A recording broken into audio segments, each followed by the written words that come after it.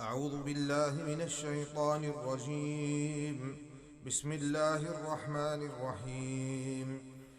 قد أفلح المؤمنون الذين هم في صلاتهم خاشعون والذين هم عن اللغو معرضون والذين هم للزكاة فاعلون والذين هم لفروجهم حافظون إلا على أزواجهم أو ما ملكت أيمانهم فإنهم غير ملومين.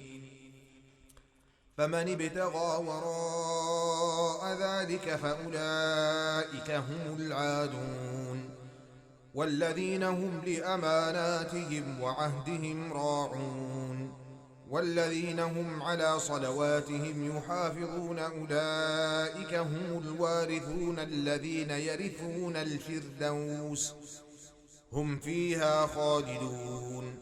ولقد خلقنا الإنسان من سلالة من طين ثم جعلناه نطفة في قرار مكين ثم خلقنا النطفة علقة فخلقنا العلقة مضغة فخلقنا المضغة عظاما فكسونا العظام لحما ثم أنشأناه خلقا آخر فتبارك الله أحسن الخالقين.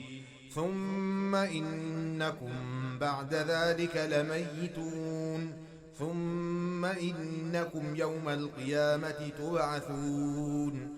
ولقد خلقنا فوقكم 7 طرائق وما كنا عن الخلق غافلين وأنزلنا من السماء ماء بقدر فأسكناه في الأرض وإنا على ذهاب به لقادرون.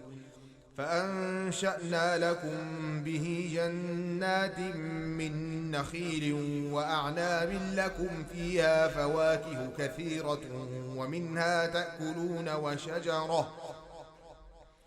وشجرة تخرج من طور سيناء تنبت بالدهن وصبغ للآكلين.